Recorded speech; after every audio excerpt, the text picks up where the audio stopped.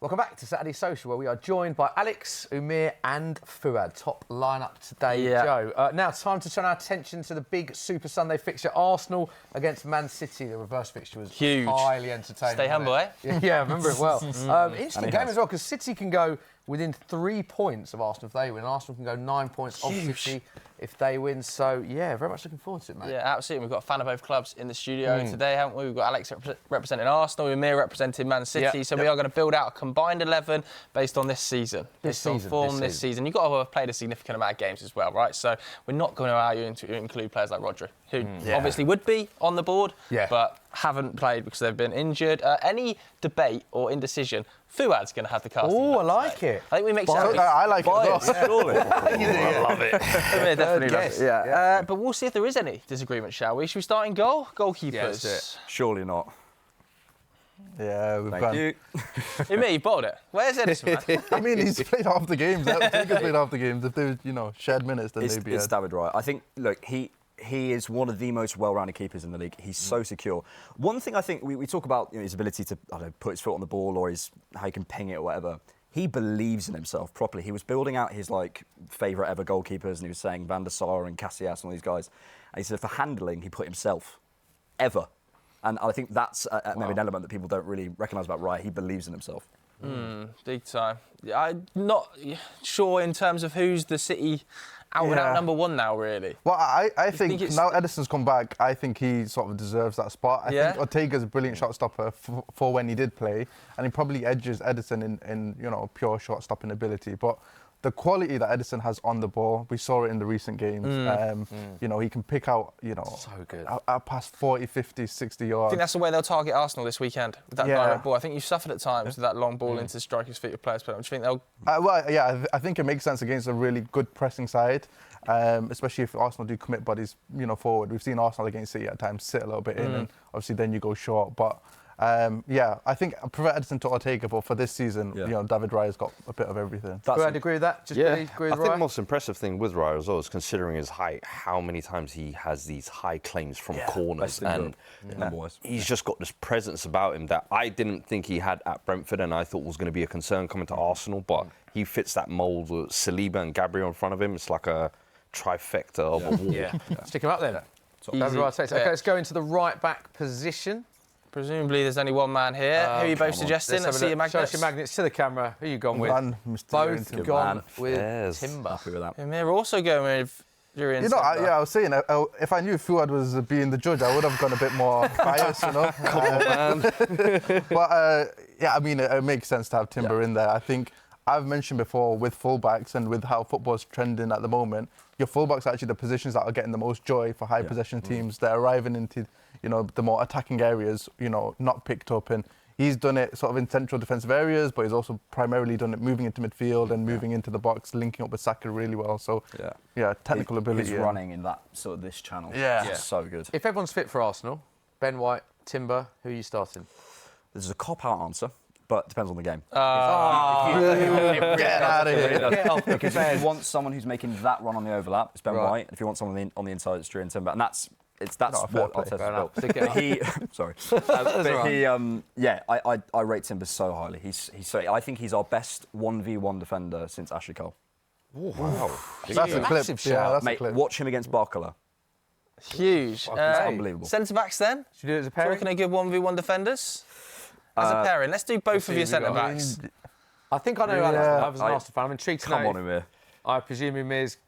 Come on. Yeah. I've given you some later. Be honest here. Yeah. Umir is bottling this big man. No, I'm saving my hot takes for later. Good man. I want to speak on this a little bit, though, because Ruben Dias, I think I would have him in over Saliba if he'd played a bit more.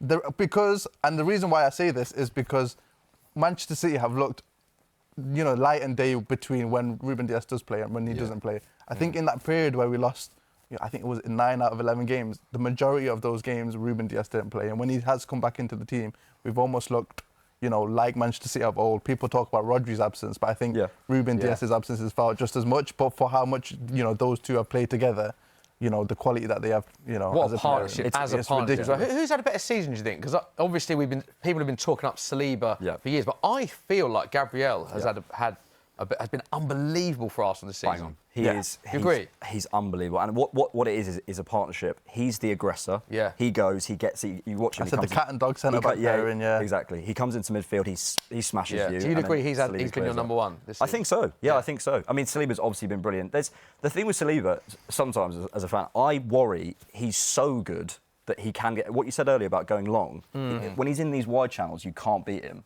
But sometimes he can get a little bit caught. Ollie Watkins did him a couple of years ago. I remember that. Yeah. All right, let's get those up then. Talk about left back. 12 Premier League headed goals, by the way, Gabriel. Only Giroud and Ian Wright have scored more Premier League headed goals ever for Arsenal, and he's a centre back. Ridiculous. Let's go to left back then. This ball is looking Amir, are you going to represent? Fine, lovely. It's lovely so far. left back. Look, we'll bring a bit of the blue side. Yeah. Genius footballer, isn't he? I mean, I think there was a goal recently where, he picked up the ball on that side and he carried it entirely with his right foot and then he switched it. City ended up scoring from that, but entirely right-footed. And if you look at sort of his contributions in attack, it's almost similar to one of the reasons why I picked Timber. But given how much space and the tactical advantages that the fullbacks can actually get, with Guardiola playing off that left side, he's almost like a, quasi-winger, attacking midfielder at times. Defensively, there's a little bit to be asked for, but I think, all things considered, what he contributes to the game in possession, in attack, is similar arguments that you can make for like a Trent Alexander-Arnold. Yeah, most goals of any Premier League defender. Top scoring defender, Ridiculous. I think he's our third top scorer. Yeah. Like at Manchester City. He's been arguably your best attacker this season in reality. I think he has like 10 goals and like one with his strong foot or something. It's crazy. It's unbelievable. Very right foot. There wasn't really a debate for me. I think there's some decent options for Arsenal, but I think this is him. And I think what Amir is saying about where you get the thrust in your team now is interesting. So many managers just want to lock down this area, send a bit more freedom out wide. You think that might come from the wingers, but actually now we're looking at the fullbacks. Yeah. Okay. Defensive midfield. I mean, it's been a struggle all season for City. I think that's probably been our biggest area of weakness. I've gone Declan Rice. I don't think that there's a big question to be asked given how frail Manchester City have looked in that area. Declan Rice, for me, the best defensive midfielder out of possession. The way that he sort of jumps and presses, the way that he covers distance and closes down. I think in the reverse fixture, when obviously you were down to 10 men, the way that he covered ground and blocked that centre of the pitch was, imperious. And we've seen him push forward now and attack a little bit more. For me, one of the best, Where do you think he's better? Because that debate has raged for ages, isn't it? I actually still prefer him almost as a 6. I think in England we have a bit of like a tendency to any good central midfielder, get him close to the goal. Let's try and get him scoring goals. Can we get him crashing the box? Whereas every time I watch Declan Rice as a 6, he's maybe the best player on the pitch. What I would say to that is as well, there's a lot of players, a lot of good players that play. Playing as a 6, there's very few. There's not many great number 6s or players that can actually just totally sit in front. So I think when you've got someone, utilise them to the best their ability to play them. I think he's one of the best DMs going. Obviously, we mentioned that Rodri hasn't played, so he probably would be amongst the debate. But I think this is a... I think just quickly, the reason Arteta I think puts him higher is because he wants him at the counter press. He wants him when they win the ball back to jump the reason straight that, away, which is lovely for him. But for me, for Rice, for football enjoyer, lovely for Arteta. But for me, I'd love Rice deeper. Okay, should we do the next two? Yeah, why not? Together, so you're playing a midfield 3, I presume. I'd be annoyed watching at home. Let's have a look at yours first while Alex is rearranging. We're pulling it back a little bit, or we're trying to at least. I've got De Bruyne and Kovacic. Kovacic and Ødegaard. I'll get that guy out of here, man. Should we start by talking about Kovacic and then we'll come on to the debate? Yeah. I'm surprised you put Kovacic in there, but for me, I think what we've seen from him in Rodri's absence is quite a different player, but a player who's got quite a few strengths. So one, we've noticed a sort of trend of midfielders who can carry the ball. I think that's why Declan Rice is seen as a really impressive player from that midfield. But Kovacic is another one who's probably been signed for that reason. He's chipping in with a lot of goals in Rodri's absence. Big goal midweek. Yeah, Rodri had a lot of goals. Premier League scoring season ever for Kovacic. Yeah, exactly. And Rodri had a lot of goals edge of the box because City push teams so deep. Space does come up at the edge of the box, and the fact that he's able to execute on those moves with City being so poor in attack, I think that's another reason why I've put him in there. And just his ability on the ball, out of possession, I think he can cover grass better, and maybe the midfield makeup has done him a little bit dirty in the sense that he can't cover as much space with his midfield partners. But on the ball, one of City's best players this season. He's been a noticeable miss, I think, Kovacic, when he's been injured, hasn't it? It's been Gundogan having to play in that deeper role, or Bernardo having to play in that deeper role. The other debate then we've got is Ødegaard versus KDB. Yeah. Might have to go to Fuad on this as a new. I know. Phil, what are you saying? What are you saying? This one, I mean, Ødegaard's been obviously missing parts out with the injuries, but I felt like when he came back in, you kind of felt that presence of the creativity kind of lift through the team. But then you could say the same for Kevin De Bruyne as well. And I think with Kevin De Bruyne this season, it's almost a different role for him. I think City have realised that maybe they're not able to rely on him 38 games of the season throughout the 90 minutes. It's more of picking your moments. And I think that's what he's become really good at. Impacting a game within 20, 30 minutes. So, I mean, you're splitting hairs between the two because they've probably been the two most creative players in the Premier League for the past year. But I'll lean towards Kevin, I think. Should we look at the numbers? Because I think what's really interesting about this debate is they are two unbelievable players and two players that we've been raving about on this show for years. But it's interesting to look at their numbers. Kevin De Bruyne, 11 Premier League starts this season, just 2 goals and 6 assists, has been out, as you quite rightly pointed out. Ødegaard, quite rightly, has been injured as well. Started 14 Premier League games, but only 1 goal, 3 assists. Are you surprised with the numbers for both of them? Yeah, to be honest, and if I'm totally honest, I think we changed the terms of this. If this was sort of on recent form, Ødegaard wouldn't be in my team. But overall, this season... when you came back from injury... Mate, the whole... I mean, Arteta himself said as a quote, basically, the whole attacking phase is through Ødegaard. He literally said it. Yeah. I think, this might be a hot take, but I think potentially Ødegaard is more important to Arsenal, or maybe more influential of Arsenal's overall play than De Bruyne. You could go for Ødegaard and KDB if you want to spice things up. Oh, well, honestly, I think like as a ball carrier, it's been unbelievable. Yeah. Okay, stick Kovacic on. Then you both. And then Fuad, you're picking. I'm going De Bruyne. And Fuad's going KDB. De Bruyne. Okay. There's no bias in that at all. I sent zero bias. I sent zero bias there. Right wing, I think we can breeze over. Right. There's not too much debate. I mean, right wing slot. One of the best in the world. One of. Do you know his issue with his injury? He's too consistent. How's that an issue? For perception. Because of perception. Yeah. Honestly, sometimes you need a bit of a dip to come back for people to recognise, oh, that's amazing. Sometimes you need a bit of that to do it. He's just always here. He is the best player on our team.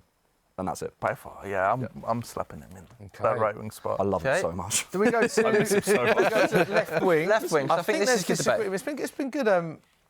We're quite amicable. Quite honest, I think, in their picks here. Yeah, we're sorry. We're far too amicable. Too sensible. If he was here, it would be more fun. To be honest. Who have you gone with? You've gone with Doku. Okay, 2 City players. So I had him initially, but I've gone this season's form. This season? It's been like 2 games. I mean, it's second most goals in Europe, isn't he? Are you including Frankfurt? Well, that's this season. You're including Frankfurt this... It's cheeky. Yes. Fuad. I mean, he's been playing this season. Come on. I have to say, what did we make of Marmoush's debut? I thought he looked unbelievable, yeah. If it was the whole of this season, Marmoush might be in my team, but...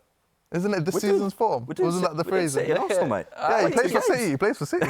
And it's this season's form. Let's be fair on this, because you have got a different... What is your take on Doku, Marmoush, presuming, if we look at this in a couple of months' time, who would start for City, do you think? Because, I mean, it's 2 great options they've got available to them. I think Marmoush is coming in and almost replacing what they lost with Alvarez in the summer, covering multiple positions. But I think if his debut is anything to go by, he is going to be a problem in this league. Direct runs in behind, and I felt like there's going to be an adaptation period, similar like when Haaland first came.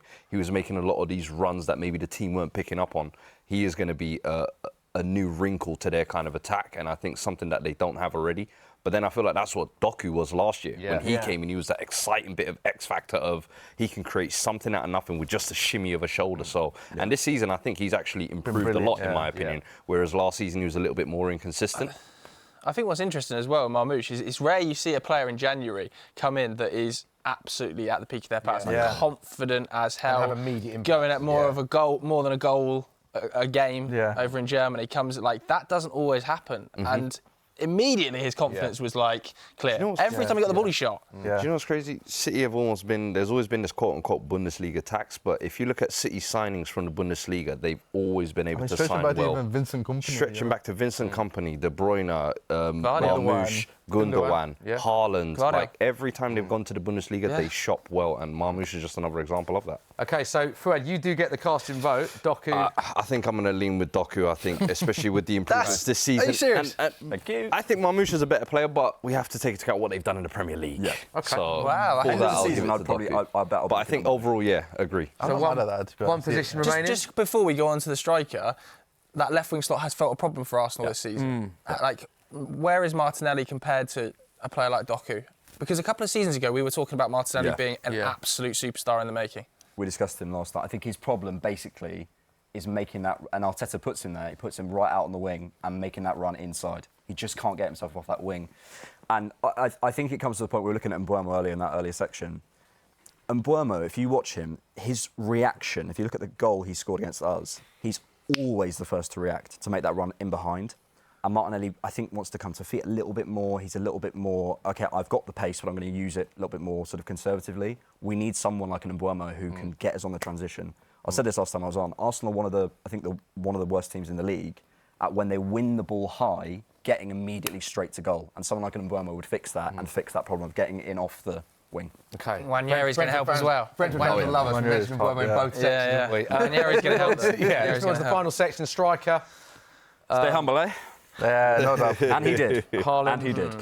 How are you feeling about Haaland this weekend going into the game? Because that narrative, I feel like, has definitely added spice to this fixture, that stay humble comment. Is he going to perform this weekend, do you think?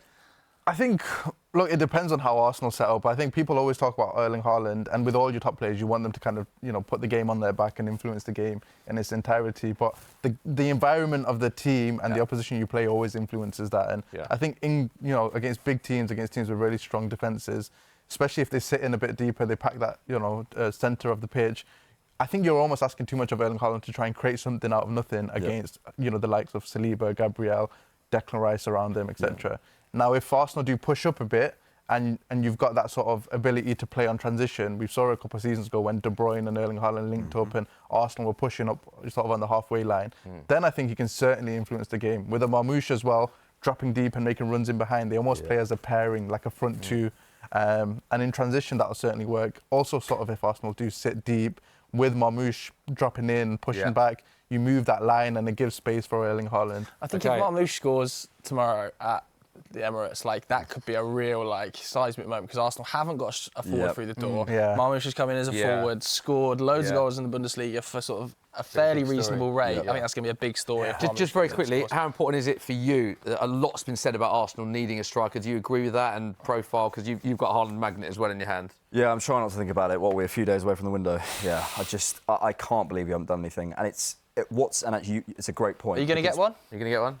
I hope so, but I think mate, I think what I will say is, we looked at Šeško, looked at Watkins and all this stuff. What you said there, City reacted. Yeah. And Pep he said, we made mistakes in the summer, we didn't do what we needed to do, and now we're doing it. And that's the frustration, because Arsenal have done the exact same thing, haven't reacted. Well, there is confirmation of the combined 11. Based on this season, Man City and Arsenal, 5 Man City players, 6 Arsenal players. My maths is right there. I think it is. Yeah, it is, mate. Let us know what you think of that.